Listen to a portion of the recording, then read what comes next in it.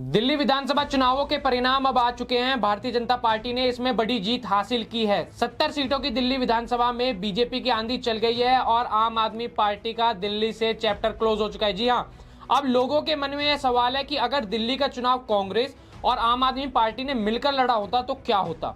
यकीन मानिए, अगर मैं आपको दोनों पार्टियों के वोट शेयर बताऊं तो आप हैरान हो जाएंगे कि ये दोनों पार्टियां साथ मिलकर लड़ती तो क्या तस्वीर बदल जाती या नहीं। इस वीडियो शुरू करें उससे पहले मेरा परिचय जानिए। मेरा नाम है दीप चौधरी और आप देखना शुरू कर चुके हैं चेतना मंच। कांग्रेस और आम आदमी पार्टी ने दोनों ने दिल्ली चुनावों में एक दूसरे के खिलाफ पूरी तलखी दिखाई, पूरी दुश्मनी के साथ चुनाव में उतरी, चुनाव लड़ा। अब हम आपको बताएंगे कि कांग्रेस और आम आदमी पार्टी के लिए गठबंधन तोड़ना कितना नुकसानदायक रहा। मेरे साथ अंत तक बने रहिए इस वीडियो में। अगर हम आंकड़े और वोट शेयर की बात करें तो जाहिर है कि जो तस्वीर हरियाणा चुनावों में दोहराई गई वैसा ही दिल्ली में भी हुआ, यानी दोनों को अलग अलग लड़ने का नुकसान हुआ। अगर वो साथ मिलकर लड़ते तो हरियाणा में भी तस्वीर अलग होती और दिल्ली में भी।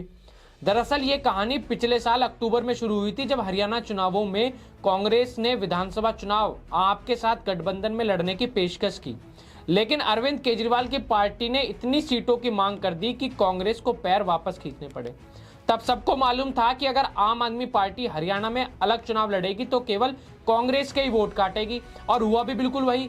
जब चुनाव परिणाम आए तो सबने कहा कि अगर ये दोनों पार्टियां साथ मिलकर चुनावी मैदान में आती तो कहानी कुछ और ही होती, पूरी तस्वीर बदल जाती हरियाणा की। चुनाव परिणाम देखने के बाद कांग्रेस मनमसोस कर रही गई। इस बार दिल्ली में भी इसी वजह से दोनों पार्टियों में वो अनबन साफ तौर पर सामने जाहिर हुई। इसकी तलखी उनके भाषणों और आरोप प्रत्यारोप में भी दिखी। अब आपको यह बताते हैं कि अगर दोनों ही राज्यों में ये पार्टियां साथ होती तो परिणाम क्या होते। पहले हरियाणा की बात करते हैं और उसके बाद आपको दिल्ली के बारे में भी बताएंगे। हरियाणा विधानसभा चुनावों में बीजेपी ने सबको हैरान करते हुए 48 सीटें जीती और सरकार बनाई, जबकि कांग्रेस ने वहां 37 सीटें जीती। इनेलो ने 2 सीटों पर जीत दर्ज की तो निर्दलीय 3 पर जीते।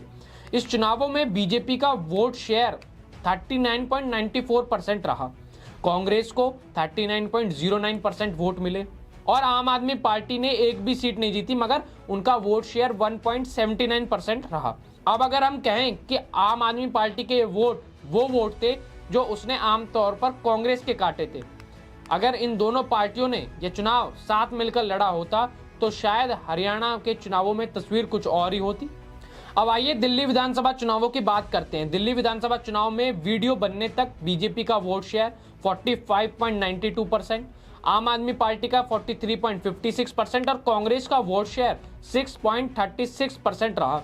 अब अगर आम आदमी पार्टी और कांग्रेस के वोटों को जोड़े तो पूरा 49.92 यानी 50% बनता है। मतलब अगर दोनों मिलकर दिल्ली में चुनाव लड़ते तो यहां भी तस्वीर एकदम बदली हुई होती और तब शायद आप चौथी बार दिल्ली में सरकार बनाने की स्थिति में होती। तो दोनों ही पार्टियों ने अलग अलग चुनाव लड़कर अपना ही नुकसान किया। इस वीडियो में बस इतना ही। आपको हमारे द्वारा दी गई जानकारी कैसी लगी हमें कमेंट करके जरूर बताएं। धन्यवाद।